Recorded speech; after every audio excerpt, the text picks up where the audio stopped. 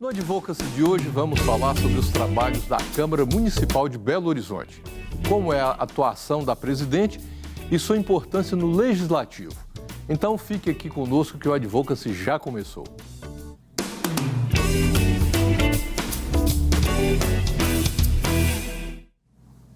E hoje eu recebo a presidente da Câmara de Belo Horizonte, Nelly Aquino, do Podemos. Ela vai falar para nós sobre um pouco, sobre o seu trabalho à frente do Legislativo Municipal. Eu estou aqui com a vereadora. Obrigado, vereadora. É um prazer ter a senhora aqui conosco.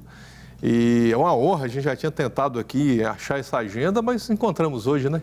O grande prazer é meu poder falar um pouco sobre esse desafio que é estar à frente da Câmara Municipal e muito feliz em estar com você aqui, participando do seu programa. Para nós, falar sobre Belo Horizonte, eu queria primeiro saber o seguinte, Nelly Aquino, isso é um chamado, porque às vezes na carreira a gente fala, gente, isso é um sacerdócio.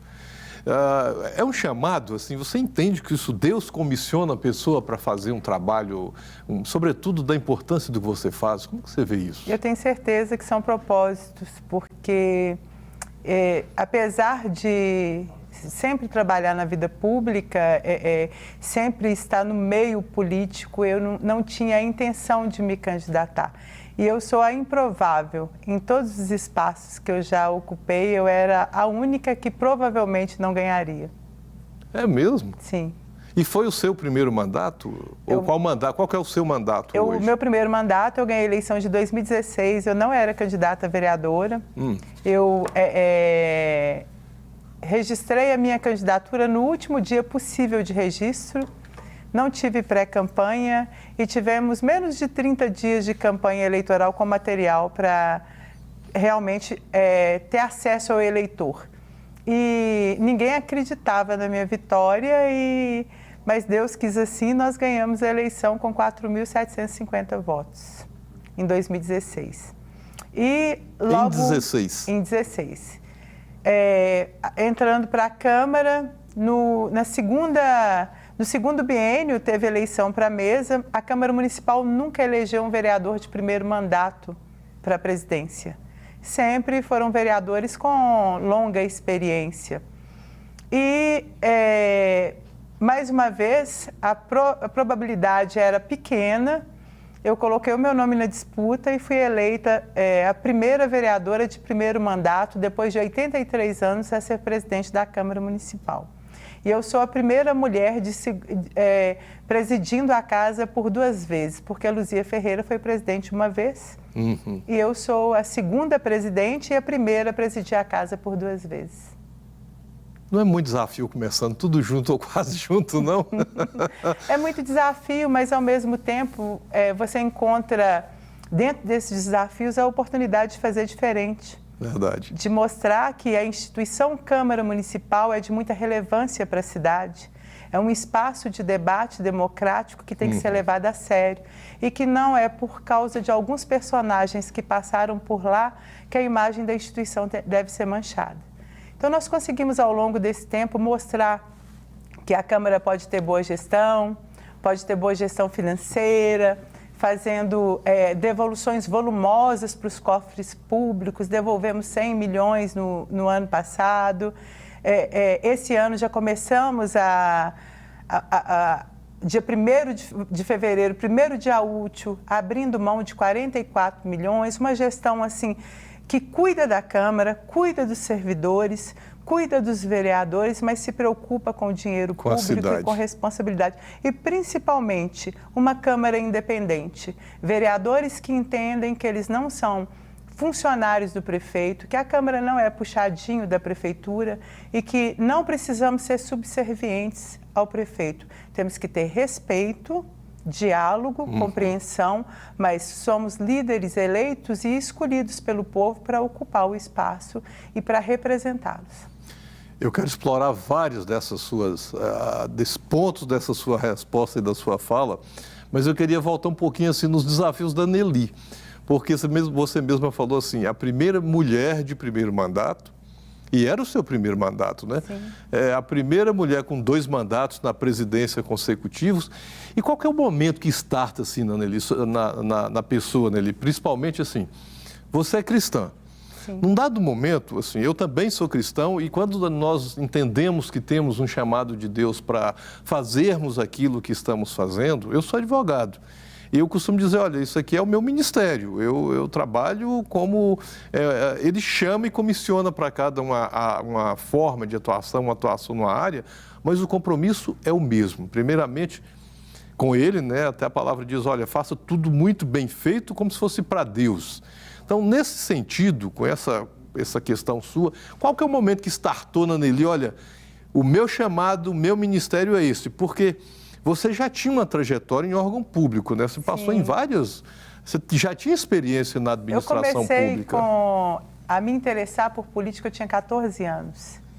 Então o chamado é longo. Eu comecei a panfletar para um determinado político, eu queria entender o que eu estava fazendo. Eu pedindo voto para um deputado federal, mas eu queria saber qual era a real função dele, como a gente poderia acionar, como funcionava realmente as instituições, né? E depois que eu panfletei para esse candidato, eu nunca mais deixei de trabalhar na política. Olha só. Em 96, eu fui trabalhar com a vereadora Elaine Matosinhos, que era uma mulher, era uma delegada. Me lembro.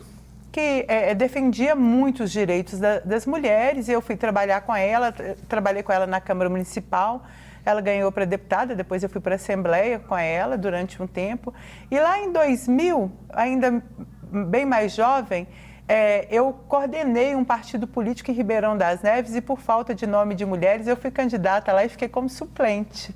Então isso lá em 2000. Mas eu não tinha a intenção de ser candidata a vereadora, como não tinha intenção nesse mandato anterior que eu fui eleita.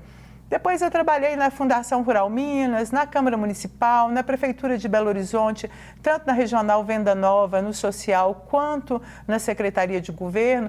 E isso eu tenho certeza que foi Deus me preparando para aquilo que eu teria que enfrentar lá na frente. Hoje eu consigo enxergar tudo que eu passei como uma escola e um preparo.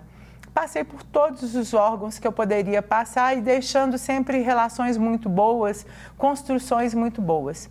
Meu irmão foi vereador por 2 mandatos, ele iria para a reeleição do seu 3º mandato, ele teve um problema partidário e um problema de saúde e desistiu da candidatura. Foi quando o meu nome surgiu como o nome do grupo para essa candidatura. E isso era muito improvável, eu trabalhava construindo a imagem e o trabalho de uma outra pessoa. Sim. E eu tive que transferir tudo isso para mim. E tudo muito rápido. De início, eu custei para entender. Deve ser complicado, né? Que parece assim, olha, você veio falar do outro, mas você estava já com... Você já tinha intenção e estava ainda, assim, às vezes pode criar uma dificuldade com o eleitor, né? No nosso caso, não, porque eu sempre fui muito profissional e muito coerente com as minhas ações e partiu, assim, do grupo e não de mim a intenção quando ele já não sairia mais. Agora, com relação à presidência, eu nunca sonhei em ser presidente da Câmara, ainda mais no primeiro mandato. Isso seria ousadia demais, apesar de eu ser bem ousada. Mas em uma reunião, uma das primeiras reuniões para discutir mesa, eu falei, olha, eu quero ser vice, quero pôr meu nome na disputa da chapa de vice. Aí um querido amigo, até pastor, que também vereador e não está lá com a gente agora, ele me cutucou, eu fiquei quieta ali. Depois da reunião ele falou, não fala que você quer ser vice, fala que você quer fazer parte da mesa, porque você vai ser nossa presidente. Olha só. E quando ele falou isso... Já profetizou lá. Quando ele falou isso, eu puxei a responsabilidade e falei, vou ser presidente. E graças a Deus, porque foi ele que me colocou lá, tenho certeza disso, assumi 2 anos muito tumultuados. A Câmara Municipal, pela primeira vez na história, cassou o vereador, e não foi um só. Em menos de um ano, caçamos 2 vereadores. Eu sofri muita pressão, ameaça, chantagem, perseguição. Perseguiram minha família, meu filho, que na época tinha 5 anos de idade. Nossa!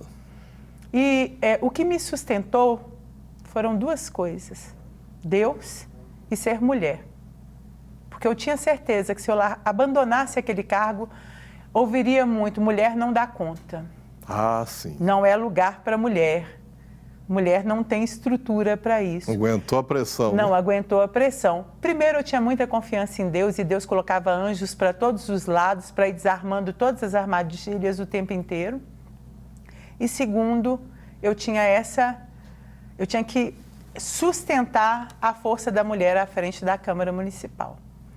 Fui candidata novamente a vereadora, fui reeleita e entrei novamente, até com a proposta dos meus colegas que já estavam lá, olha, você tem que continuar como presidente, seu trabalho vem sendo muito sério, a casa vem sendo vista de uma outra forma pela sociedade, nós queremos você como presidente novamente. E estou aqui, cumprindo o meu segundo mandato, estou no segundo ano do segundo mandato, encerro em dezembro esse mandato de presidente. E não pode ser reeleita, né? Não posso ser reeleita e também acho que não devo. Tenho que passar o bastão para um outro colega, dar continuidade, porque o serviço público é isso, é você dar a sua contribuição e dar licença para que o outro venha para colocar suas ideias também. A famosa alternância, né?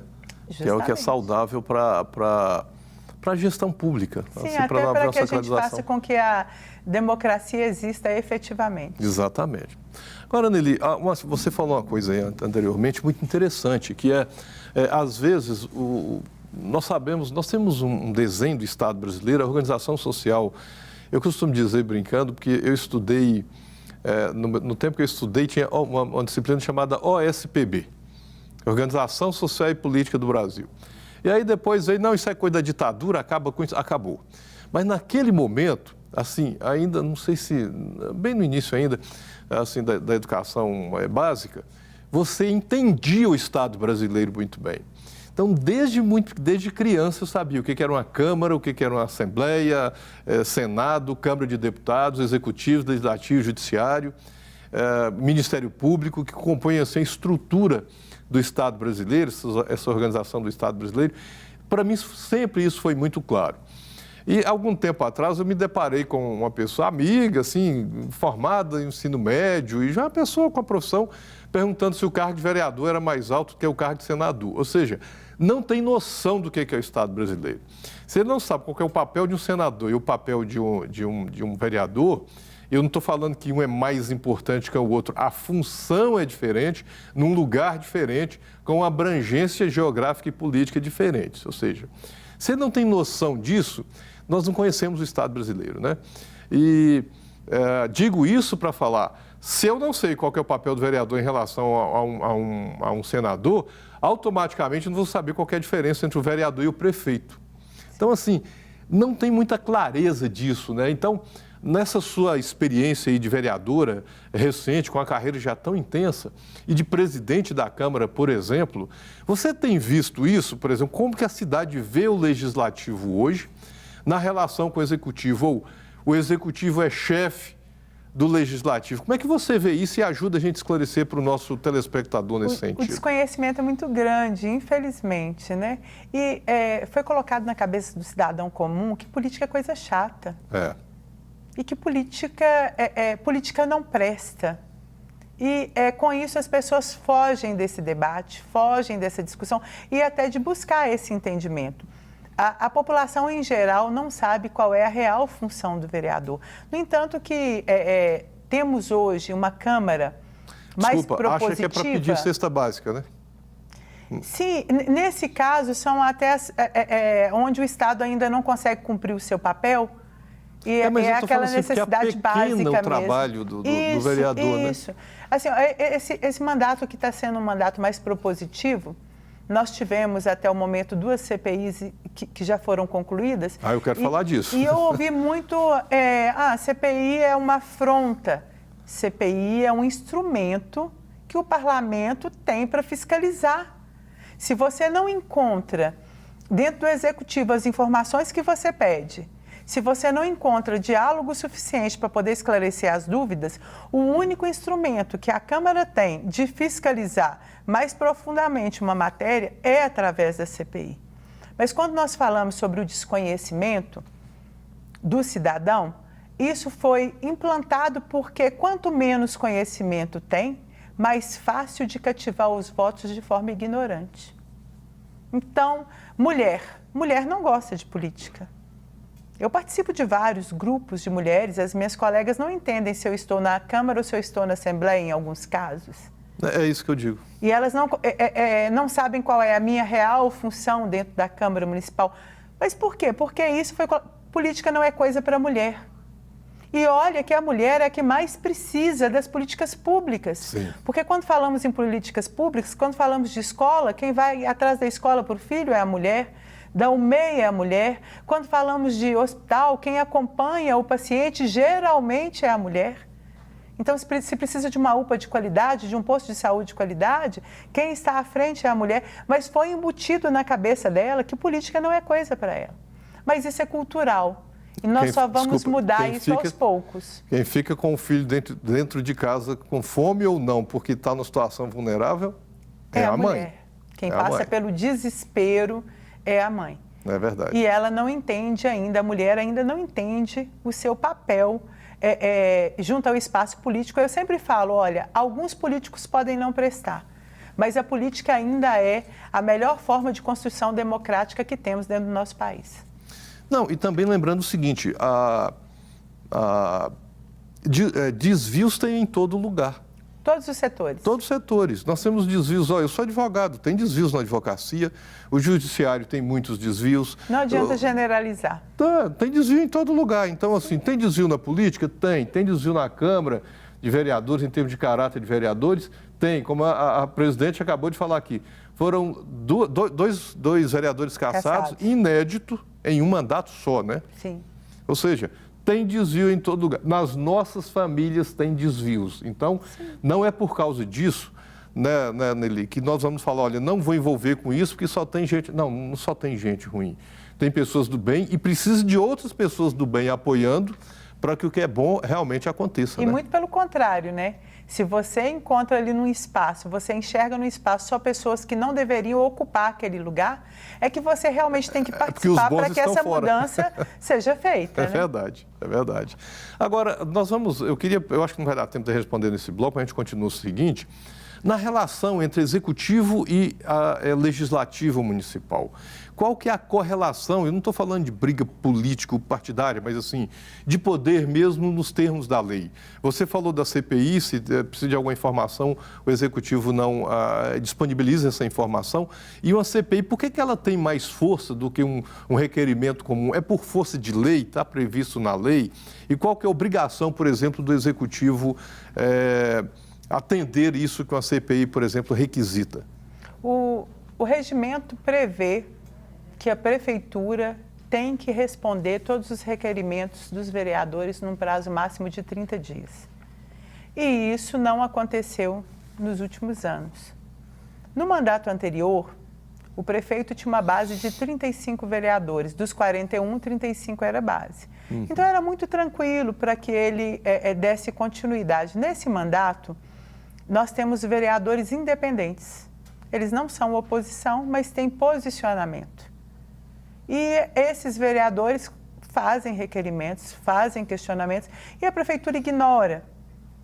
A falta de diálogo e a falta de respeito do prefeito com a instituição Câmara fez com que ele mesmo usou esse termo, a corda esticasse.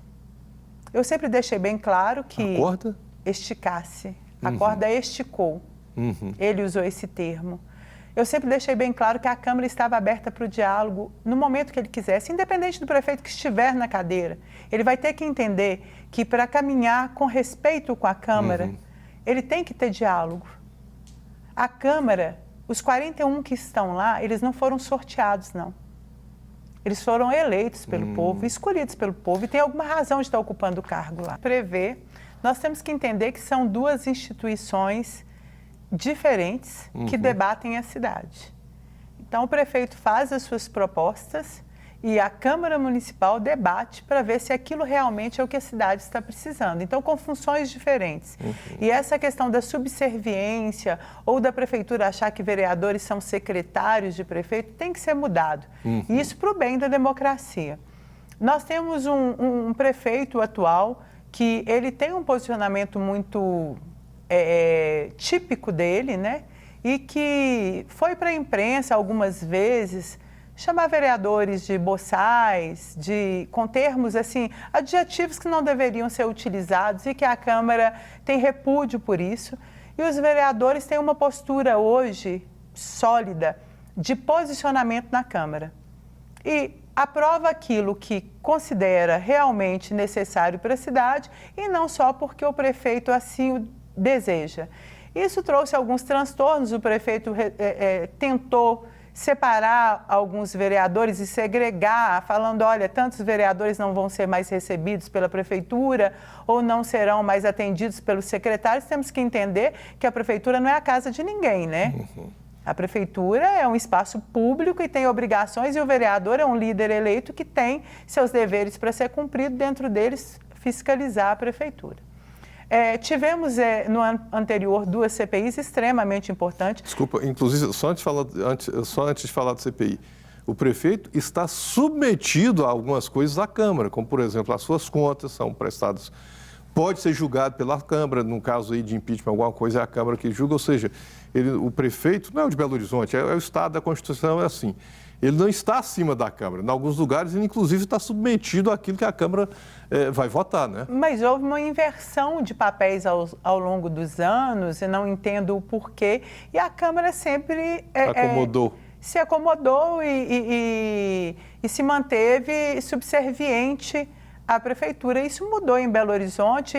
Belo Horizonte vem sendo exemplo para muitas cidades de Minas. Eu recebo muitos presidentes de Câmara que chegam e falam, olha, estamos vendo o posicionamento que a Câmara está tendo e a nossa Câmara também tomou a decisão de ser mais propositiva. E é isso que a Câmara Municipal... Eu vou te dar um exemplo de mudança. No mandato anterior, você, vereador, apresentava um projeto que os vereadores votavam sim no primeiro turno, sim no segundo turno. Mandava para a prefeitura, o prefeito vetava, os vereadores mantinham o veto naquilo que acreditava que era bom. Isso não acontece mais. Se votou sim no primeiro turno, sim no segundo turno, na hora que o prefeito vetar, o veto vai ser derrubado. Por quê? Está votando naquilo que acredita que é bom para a cidade. Isso é coerência. E a Câmara vem agindo com coerência, sabe? Agora, com relação... Você falou, desculpa, eu te interrompi, você estava falando da CPI. Sim, com relação à CPI. Tivemos 2 CPIs. Quem não discute hoje mobilidade, BH Trans, transporte público? É o caos. É um caos. Belo Horizonte, o serviço não atende e é só transtorno. A Câmara fez diversos requerimentos. Na verdade, essa CPI era para ter sido aberta no mandato anterior, não teve assinaturas o suficiente. Nós começamos o ano já com as 14 assinaturas para abertura da CPI, porque os vereadores que entraram queriam discutir o transporte público em Belo Horizonte.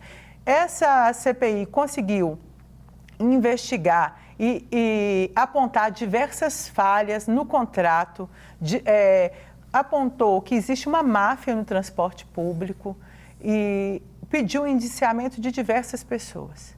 Foi muito esclarecedor, tivemos matérias de diversas redes de TV e jornais apontando aquilo que a Câmara mostrou. Foi um trabalho de 6 meses de investigação e de acompanhamento que as mudanças virão. Começou agora com o fim da BH Trans e uma mudança na modalidade. O prefeito acabou com um comitê de repactuação que tinha sido criado com a participação de 4 vereadores, com a participação da BH Trans, do Ministério Público, da CETRA, e ele acabou com esse comitê e retirou daí a possibilidade de rediscutir o formato desse contrato que aí existe, que até o Ministério Público já pediu para que seja extinto, porque realmente não atende.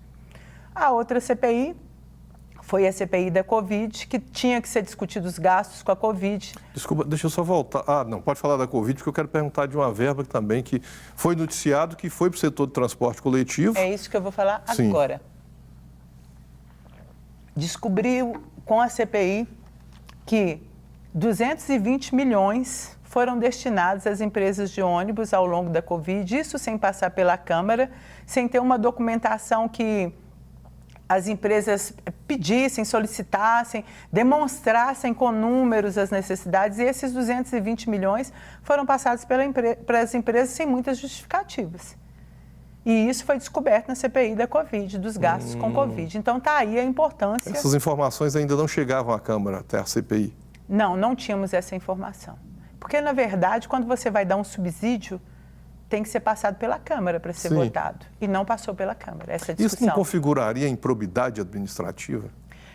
Foi encaminhado para o Ministério Público que essa avaliação tem que ser feita pelo MP. Foi pedida o indiciamento também ao Ministério Público. Mas isso também do prefeito? Não, só dos gestores ali da política específica? Me parece que nas duas CPIs o Calil foi citado e pedido indiciamento. Na da BH Trans eu tenho certeza absoluta. Na da Covid eu tenho ainda uma dúvida, mas creio que foi pedido o indiciamento dele também, no da Covid. E agora sai da Câmara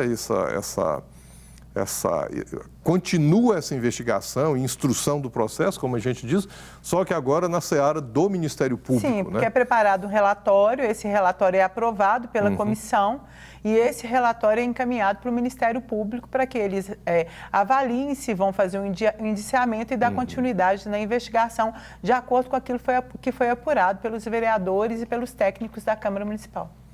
É interessante a gente lembrar aqui, para quem nos acompanha, né, Nelly, que a Câmara não tem essa atribuição legal. Ela faz levantamento de indícios, se tem elementos, ela pode chegar à conclusão, olha, tem elementos para o indiciamento, mas ela não pode indiciar. Não temos esse poder. Porque não é a lei não confere à Câmara. Não temos esse poder. A Câmara não fez nada, fez o papel dela. Daí para frente é o Ministério Público que, se precisar de outras informações, vão pedir para a Câmara de Vereadores. E também, eventualmente, a Polícia Civil pode apurar se tiver, mas daí para frente, se vai entrar com a denúncia que é a ação na Justiça Criminal ou não, já é o Ministério Público, inclusive de ressarcimento, eventualmente, de algum dano ao erário. É uma ação que o Ministério Público tem que promover na Justiça, sendo que a Câmara de Vereadores já encerrou o seu papel nessa tarefa, digamos assim. Justamente, a Câmara cumpriu o seu papel e encerrou, entregando nas mãos de quem realmente pode dar continuidade, que é o Ministério Público. Bom, vamos aguardar agora, né? Tem elementos, se não tem, o Ministério Público vai fazer isso também lá na sua tarefa de uma forma isenta, né? Justamente. Agora, e os projetos da Nelly, mulher presidente da Câmara, na Câmara e para a cidade de Belo Horizonte? Bem, meus projetos enquanto vereadora são muito voltados à família e às mulheres. As bandeiras da Nelly, digamos assim, né? Isso. Eu sempre falo que eu gostaria muito de estar brigando politicamente pelos direitos que as mulheres têm, mas infelizmente a gente ainda está brigando pelo direito à vida, né? Nós temos altos índices de feminicídio, de violência contra a mulher e são muitas palestras, fóruns, debates e discussões junto com as delegadas daqui de Minas, tentando buscar saída. Conseguimos levar para a Câmara Municipal, em parceria com o Governo de Estado, um posto de atendimento da Delegacia de Mulheres para aquelas mulheres que se sentem inseguras de procurar uma delegacia. Nós temos todos os atendimentos que tem na Delegacia de Mulheres dentro da Câmara Municipal, com a servidora da Polícia Civil lá acompanhando, com a inspetora lá acompanhando e todo o atendimento com acompanhamento psicológico e acompanhamento jurídico. Isso foi uma grande conquista da Câmara, em apoio às mulheres. Nesse período de pandemia, os números aumentaram muito, né, de violência, infelizmente, mas conseguimos abrir essa porta como um facilitador para as mulheres que se intimidam de ir a uma delegacia. Chegando na Câmara Municipal, tem todos os atendimentos. Nesse ano que passou, eu passei por uma luta pessoal, eu tive câncer de mama. Olha só. Perdi minha mãe em maio, descobri câncer de mama em junho e fiz a retirada em julho, uma cirurgia e uma reconstrução mamária. E por mais que eu já fazia campanhas para esclarecer as mulheres da necessidade do autoexame, da mamografia, quando acontece com você, você é o exemplo para as outras. Eu fiquei o período... Vivo, né? Eu fiquei o período da pandemia sem fazer o exame de mamografia. Quando eu fui fazer, tinha lá uma surpresinha para mim, que graças a Deus não era pequeno, mas não era um câncer tão violento. Eu fiz a retirada, fiz a radioterapia, estou em tratamento, tomando a quimioterapia oral, mas bem, dando conta de tocar a minha vida normalmente. Graças a Deus, tenho certeza de uma coisa, que primeiro é Deus e segundo você manter uma cabeça tranquila, porque 50% da cura está naquilo que você carrega dentro do seu subconsciente. Então, assim, graças a Deus, a gente vem superando essa luta. Com isso, veio uma proposta de criarmos um projeto Empresa Amiga da Mulher. As empresas que incentivam as mulheres que trabalham com elas, de fazer a mamografia, de procurar um ginecologista, de fazer o autoexame, porque o câncer, em 90% dos casos, quando é descoberto a tempo, ele tem cura. O problema do câncer de mama, que atinge, em sua grande maioria, as mulheres, temos um número muito pequeno de homens com câncer de mama, quando é descoberto a tempo, a mulher se trata, assim como eu, que é tudo muito rápido depois que você descobre. Chamado diagnóstico tardio, né? Sim. E ela tendo essa prevenção, que na verdade não tem como ter uma prevenção do câncer, é descobrir realmente, ter o diagnóstico a tempo para o tratamento adequado, sabe? E a empresa que fizer esse incentivo ganha um selo da Secretaria Municipal de Saúde como empresa amiga da mulher, mesmo para criarmos aí uma corrente, uma cultura, sabe? Também, né? No ambiente de trabalho. É porque é muito pouco falado sobre isso. E a mulher ainda a mulher tem muita vergonha do seu próprio corpo, e a mulher ainda tem vergonha de falar que tem câncer de mama. Quando eu publicitei que estava com câncer de mama, eu fui chamada por algumas dezenas de mulheres que estavam passando pelo mesmo caso e que estavam com vergonha. Olha só. Somente os parentes mais próximos sabiam que elas estavam passando. Como se fosse uma culpa delas, né? Elas se culpam. Ô Nelly, que coisa impressionante essa nossa cultura de lidar com a saúde. Por exemplo, você está falando do câncer de mama na mulher, mas os homens também têm medo de fazer um exame com o urologista sobre câncer de próstata. Sim. E assim, fazem piada, mas não vão mesmo ao médico. Tem né? medo, o homem não tem vergonha, gosta, se intimidam. Mas o caso das mulheres não é diferente, apesar das mulheres estarem mais presentes às consultas, mas elas se envergonham, se constrangem e se responsabilizam pela doença. E o mais triste da doença, nós temos muitas mulheres que são abandonadas pelos maridos na doença. Não é abandono de separação, não. É abandono de estar debaixo do mesmo teto, mas não cuidar, não acompanha em uma consulta, não abandona a mulher sozinha com o problema. Eu, graças a Deus, eu tenho os meus 50%, que é o meu marido, ele é muito presente na minha vida. Que bênção. E todas as consultas, todos os exames, internação, ele sempre lá comigo. E é extremamente importante a presença do marido com a mulher nesse momento, porque a mulher é sempre presente com o marido nos momentos que ele precisa. Ô, gente, vamos seguir aqui, eu não vou perguntar, até por questão de preservá-lo, o exemplo do marido da Nelly, que dá atenção para a mulher, e muitas vezes a mulher, ela fica doente, abandonada pelo marido, sem separar, e dentro de casa, e ela continua cuidando sozinha da doença, da casa, dos filhos, de tudo dentro de casa, e mais um problema de saúde. E sem ter, muitas vezes, o apoio do marido. Então, olha, cuidem das mulheres e os homens também, né, Nelly? Justamente. Aproveitem e vão cuidar da saúde, porque isso não é culpa do homem, não é questão de vergonha do homem, é prevenção. Então, vamos deixar a vergonha de lado e cuidar da saúde. Até porque essa ausência traz a depressão e a depressão faz com que a doença agrave. É verdade. Vou falar sobre um outro projeto, eu trouxe até aqui esse cordãozinho, é cordão de girassol que chama o projeto. Nós temos muitas doenças que são doenças ocultas, né? Que são síndromes, Daqui, deixa eu mostrar. Nós temos aí o símbolo do autismo e temos o girassol. Temos doenças ocultas, que aos olhos de quem não tem conhecimento, é uma pessoa que não tem nenhum tipo de problema. Deixa eu só ver se dá para pegar aqui, Nelly, desculpa, pode ir falando que eu vou tentar ajustar ali. Tá bom. E geralmente pode ser alguma pessoa que não aguenta esperar por muito tempo, pode ser uma pessoa que tem alguma síndrome e que precisa de uma assistência especial por essas doenças ocultas.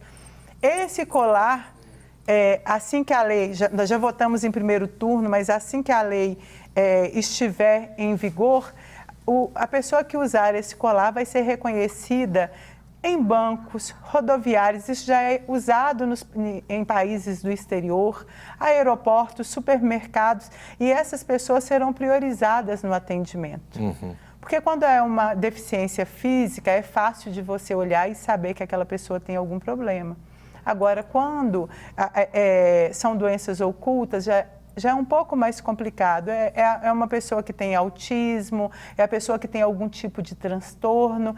E esse colar é para facilitar a visualização dos atendentes e saber que ali tem uma pessoa que é prioridade para o atendimento e que está em votação na Câmara Municipal também. Foi uma proposta que veio de uma mãe que nos pediu todos os nossos projetos, geralmente parte da sociedade. As pessoas trazem as propostas. Esse é o Rumo Certo ou não? Que tem... Não, esse aqui é um projeto de lei. Ah, sim. Rumo Certo é minha paixão. Está chegando ali, já falta só um minutinho. Fala para nós o que é o Rumo Certo. Rumo Certo é um projeto social que fica na periferia, no bairro Céu Azul. Sim. Que comecei ele há mais de 10 anos e sou fundadora dele. É um projeto que acolhe pessoas para cursos profissionalizantes. Então, aquele que não sabe fazer nada de prático, lá nós temos cursos em diversas áreas, desde a área de beleza, manicure, depilação, maquiagem, cabeleireiro. Temos artes marciais, temos culinária, decoração de festa. São mais de 30 cursos. Temos um atendimento jurídico gratuito. Temos psicologia gratuita. Então, é uma parceria com uma faculdade que faz um atendimento psicológico gratuito. E, assim, já atendemos mais de 10 mil famílias e o que queremos é ampliar, porque o terceiro setor ainda faz muita falta para ocupar o espaço onde o Estado não ocupa. Não ocupa, é verdade. E que não dá conta de ocupar, né? Sim. Nelly, ficou muita coisa aí para falar? Nossa, eu fico aqui mais 40 minutos. Mais um programa inteiro, né? Eu imagino. Olha, lamentamos assim a conversa, a informação, não só da sua trajetória, mas a importância do Legislativo, né? Quero agradecer demais sua presença aqui conosco. Prazer te receber, muito obrigado mesmo. Acho que é importante para todo mundo que nos acompanha. E dizer assim, olha, é importante ouvir a fala da Nelly.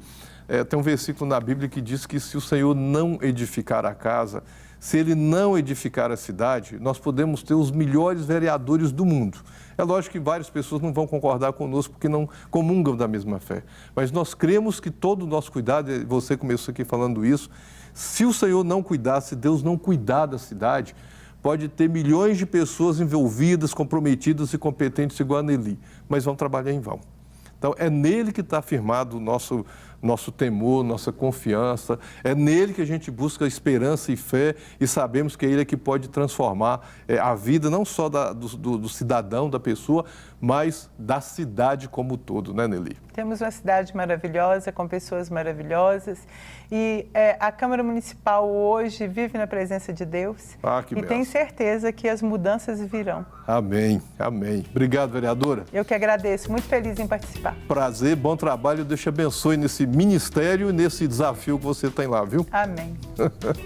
E nós esperamos que vocês tenham gostado aqui do nosso bate-papo de hoje. O Advocacy termina aqui, nos vemos na próxima semana e te convidamos a falar conosco aí através do nosso WhatsApp, que é o 31 98 959 7615. E até lá.